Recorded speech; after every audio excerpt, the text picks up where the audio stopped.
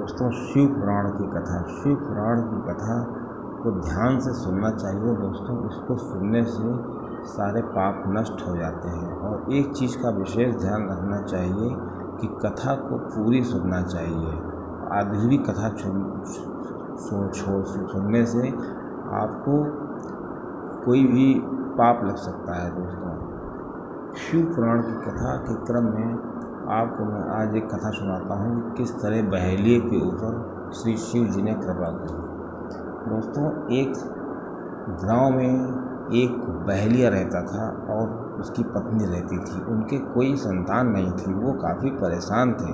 वो बहेलिया क्या करता था कि जीवों को शिकार करके बेचता था, उससे जो धन एकत्रित करता था उससे अपना पालन पोषण करता था। लेकिन उसकी पत्नी बहुत ही धार्मिक प्रवृत्ति की थी और वो शिव भक्त थी। वो डेली शिव मंदिर जाती थी और जल चढ़ाती थी। उसने अपने पति को बहुत बार समझाया कि तुम शिकार करना छोड़ दो, मजदूरी करो और कोई काम करो या कोई व्यापार करो।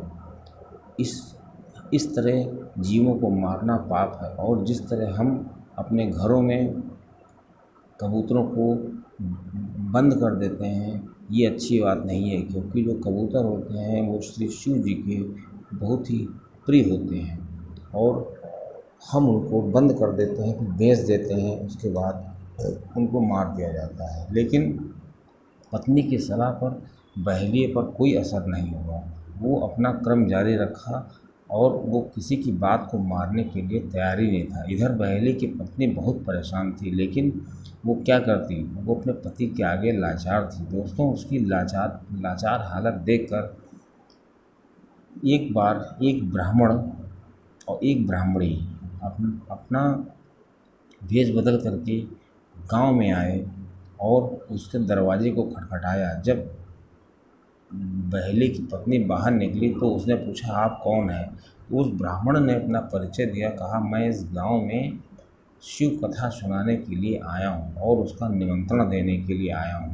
कुछ दिन तक शिव कथा चलेगी, उसमें आप आमंत्रित हैं। तो बहेलिये की पत्नी बहुत ही प्रसन्न हो गई, मानो उसको सभी चीज़ें मिल गई हों, क्योंकि शिव के नाम पर वो काफ़ी प्रसन्न हो जाती थी। तो बहेलिये की पत्नी ने उन लोगों से पूछा, उन ब्राह्मणों से पूछा कि तुम्हारे रहने की व्यवस्था कहाँ हुई है, खाने की व्यवस्था कहाँ हुई है? तो दोस्तों, उस ब्राह्मण ने कहा कि मंदिर के पंडित ने हमारी मंदिर में ही व्यवस्था कर दी है। उसने कहा ठीक है, खाने की व्यवस्था का क्या हुआ है? तो उसने बहेलिये की पत्नी ने कहा, अगर आपको बुरा न लगे तो मैं गरीब हूँ, लेकिन आपको मैं आमंत्रित करती हूँ, जब तक आप शिव कथा करें मेरे यहाँ ही खाएं। दोस्तों, ऐसे में वो जो ब्राह्मण ब्राह्मणी थे बहुत ही प्रसन्न हो गए, कहा ठीक है, आप शिव भक्त लगती हैं, मैं आप ही के यहाँ खाना खाऊँगा। दोस्तों, जब बहेलिया घर आया तो उसने उसको बताया कि आज मैंने ब्राह्मण ब्राह्मणी को आमंत्रित किया है। और बहेलिये की पत्नी ने बहेलिये से कहा, तुम यहाँ से चले जाओ।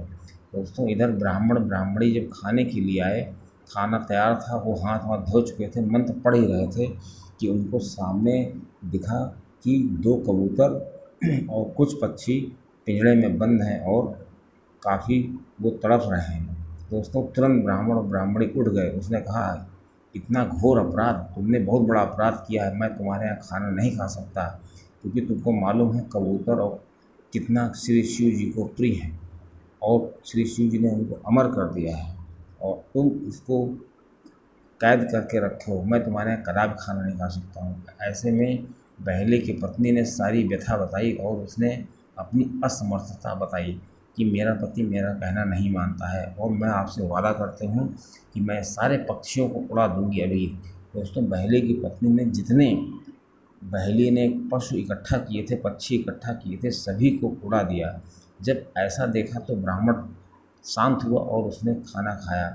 दोस्तों, जब शाम को बहेलिया आया तो उस बहेलिये की पत्नी ने सारा वृतांत बताया। तो बहेलिये ने कहा कि ब्राह्मणों को खाना खिलाने की कोई ज़रूरत नहीं है, उनको अब मत खाना खिलाना। लेकिन बहेलिये की पत्नी ने कहा, मैं तो उनसे वादा कर चुकी हूँ कि आपको खाना यही खाना है और अगर मैं ऐसा नहीं करती हूँ तो मेरी बेइज्जती होगी गाँव में भी।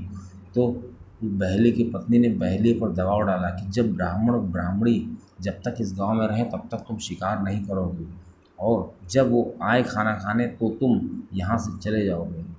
बहुत मुश्किल से बहेलिया राजी हुआ और वो घर से जाने लगा। जैसे ही ब्राह्मण आते थे वो चला जाता था। इसी तरह क्रम चल रहा था। आखिरी दिन की कथा चल ही रही थी कि चमत्कार हो गया। उस ब्राह्मण और ब्राह्मणी जब खाना खा चुके तो उन्होंने उस बहेली की पत्नी से कहा, मुझसे कोई वरदान मांग लो, कुछ ऐसा मांग लो जिसकी तुम्हारे पास कमी हो।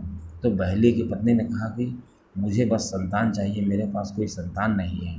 तो ब्राह्मण ब्राह्मणी ने तुरंत उसको वरदान दिया, कहा कि ज़रूर तुम्हारे पुत्र का जन्म होगा और तुम सौभाग्यवती होगी। दोस्तों, बहेली की पत्नी को विश्वास हो गया, क्योंकि वो जानती थी शिव कथा करने वाले, सुनने वाले और हामी भरने वाले सभी को किसी न किसी रूप में लाभ होता है। और जो व्यास गद्दी पर बैठकर शिव कथा करता है वो तो साक्षात शिव जी का रूप होता है। बहेली की पत्नी को विश्वास हो गया। दोस्तों, अब जो ब्राह्मण और ब्राह्मणी थे उन्होंने अपना भेष बदल करके श्री शिव और पार्वती के रूप में आ गए और बहेली की पत्नी के सामने खड़े हो गए। बहेली की पत्नी ने जब देखा कि मेरे सामने साक्षात शिव और पार्वती खड़े हुए हैं, तो उसने बहेली की पत्नी को विश्वास नहीं हो रहा था। वो उनके चरणों में गिर गई और उससे कहने लगी कि मुझसे गलती हो गई है, मुझे माफ़ कर दीजिए, मैं आपको पहचान नहीं पाया। तो श्री शिव जी ने कहा, मैं अपने भक्तों का बहुत ख्याल रखता हूँ। मैं जानता था कि तुम मेरी जो आराधना करते हो और इतनी बड़ी शिव भक्त हो, भला मैं तुमको कैसे दुखी देख सकता था। तुम्हारे दुख के कारण ही मैंने अपना भेष बदल करके और मुझे ये नाटक करना पड़ा। दोस्तों, ऐसे में जब बहेलिया को पता चला तो बहेलिया को वो बहेलिया की पत्नी आखिरी दिन शिव कथा में ले गई।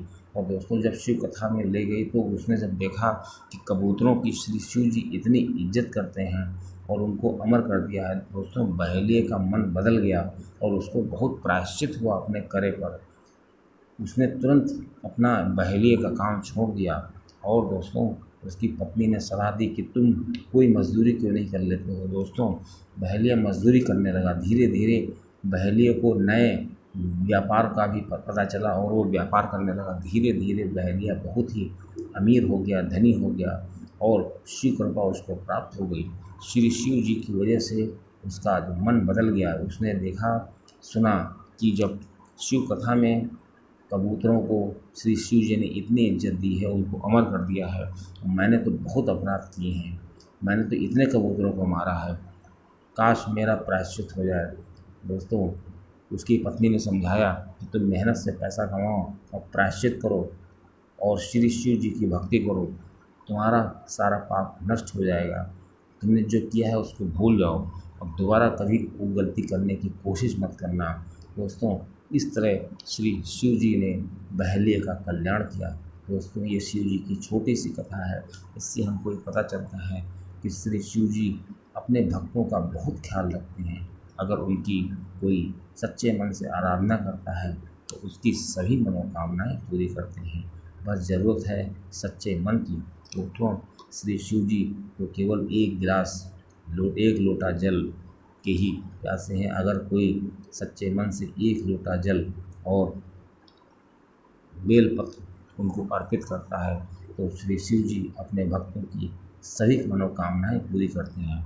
जिस प्रकार श्री शिव जी ने बहेलिया के मन को चेंज कर दिया, बदल दिया।